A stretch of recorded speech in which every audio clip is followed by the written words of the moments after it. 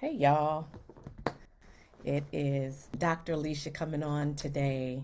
How many years do you preach about angels and heaven and Jesus and you never experience him? You've never encountered an angel. You've never seen heaven.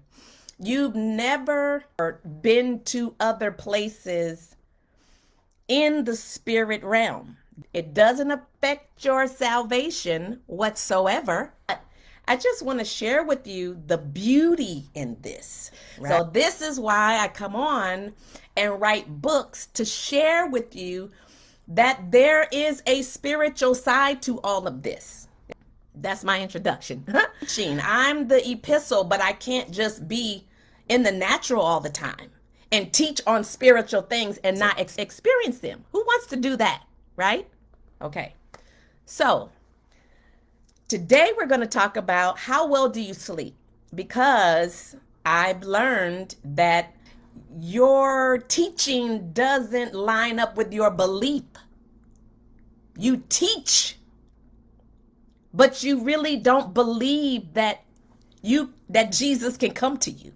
You really don't believe that you can see angels. You really don't believe a lot of the stuff in the Bible. You teach them just as stories, right?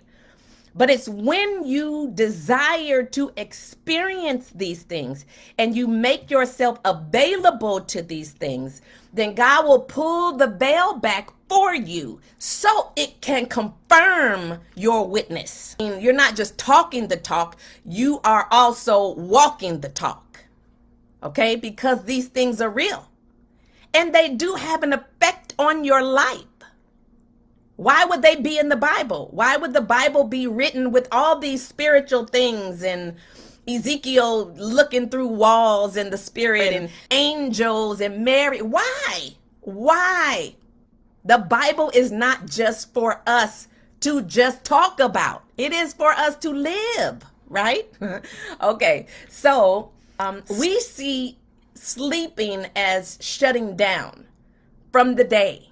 You know, we wake up, we go to sleep, and we wake up. In the spirit realm, it's quite the opposite.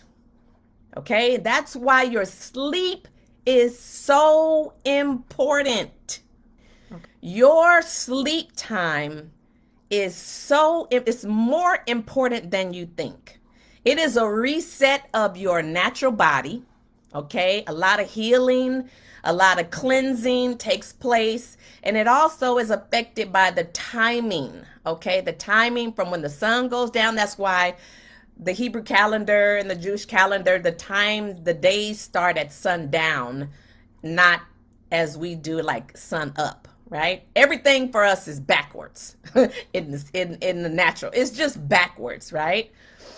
But when you go to sleep at night, it's so important because this is a time for your spirit now to be free to work.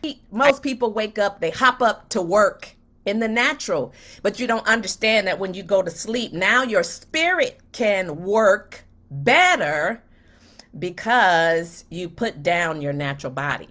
Because too many people do not desire. We understand the Father, the Son, the Holy Spirit, but you don't understand your spirit. You don't understand how your spirit operates. And that's part of the challenge. But I want to talk about sleep. It is important, as I wrote in my dream book, The Dream Stream, that you understand how sleep operates, because that's where your spirit is in receiving mode without natural interruptions, without having to go to work, without having to study, without having to cook and clean and work and drive and deal with the kids and deal with the family issues, deal with the property, deal with the family, the mother, that you have less interruptions when you're asleep. So now your spirit can really get to work. Okay. So in my Dream Stream book,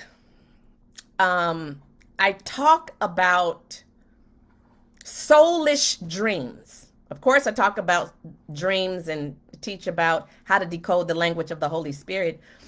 But there is a thing called soulish dreams. And I'm not going to get into that here because I want to talk about my trip to heaven this morning. Okay. But what happens when you have a soulish dream? I teach in this book, and it comes by discernment to understand. And usually those dreams are hidden fears, hidden worries, soulish dreams. You see your husband cheating with another woman or something like, just something. It's just sometimes there are soulish dreams. And the reason that happens is because you have not